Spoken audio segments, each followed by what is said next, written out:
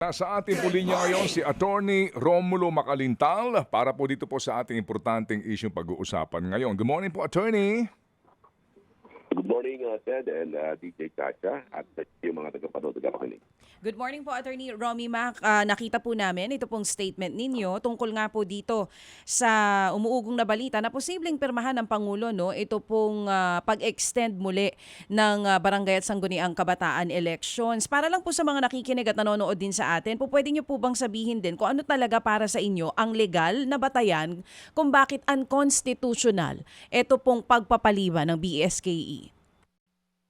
Pero unang-una, nagkaroon na ng desisyon ng ating Korte Suprema dun sa naunang Macalintal versus Comelec noong 2023 kung saan dineclare na unconstitutional ng ating Korte Suprema ang pagpupuspon ng isang eleksyon ng wala man lang kadahilan. Walang dahilan na ibinibigay ang Kongreso.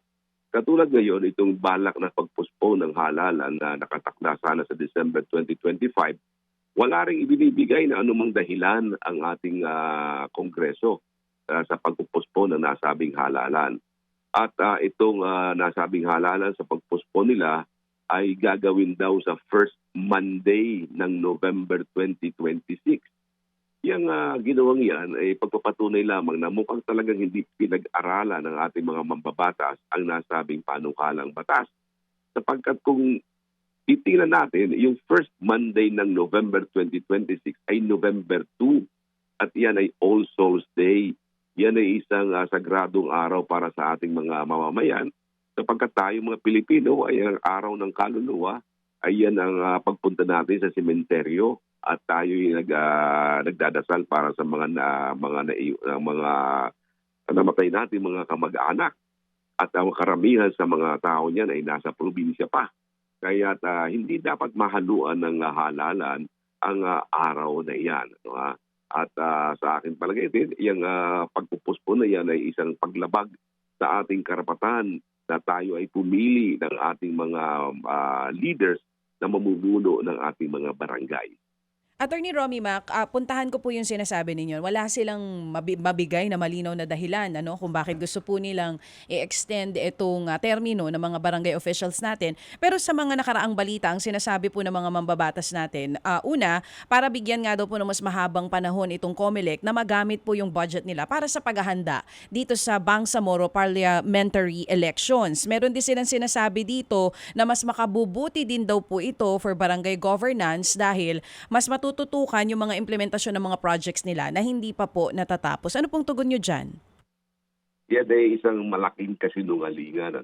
Sapagkat kung yan na kailang dahilan, pag yan hindi nila pinag-aaralan ang batas na kailang ginagawa. Una-una, nung ipinospon nila yung Bangsamoro parliamentary election, yan ay dapat nakasabay noong May 2025 election natin. Pero pinospon nila yan ng October. Nung kailang ipinospon yan, alam naman nila na meron tayong barangay election sa December 2025. So bakit nila pinuspone yung Bangsamoro election na yon? Ganong alam naman nila na may darating na barangay election. Pangalawa, yan naman sa Bangsamoro election na yan, ay 40 positions lamang ang at stake yan. Hindi yung 70 na sinasabi nila. Kasi hanggang ngayon, wala pang apportionment ng district sa BARM. Kaya magiging yung BARM election na yan, medyo magulo yan. May nakapendigay na petition sa Korte Suprema kung saan pinag-declare unconstitutional ang nasabing darating na halalan. Kasi sa ilalim ng BARM election, dapat yung ang i-elect natin ay yung party list representative sa BARM at saka yung district representative sa BARM. Pero sa kasalukuyan, 40 party list lamang ang merong slot. Pero yung sa mga district representative na 32 district representatives hanggang ngayon ay wala pa. Hindi pa nabubuo sa BARM. So paano ka magkakaroon ng halalan sa BARM? Ganong kulang o wala o hindi pa napapangalanan ang mga distrito sa nasabing area. Kaya kung tuloy man ang BARM election, 40 positions lamang ang pagtatalunan dyan. as compared doon sa maraming barangays natin. Okay, sige po. So sir, sa ngayon ano po, ito ang laman ng balita, mukha daw pong lalagdaan na at meron ng petsang ibinibigay ngayon pong Agosto. What is your gentle, if I may use the word gentle, reminder sa ating presidente? Baka nakikinig ngayon si Ma'am Attorney Claire Castro o sino man pong taga Malacanang. Go ahead po, Attorney.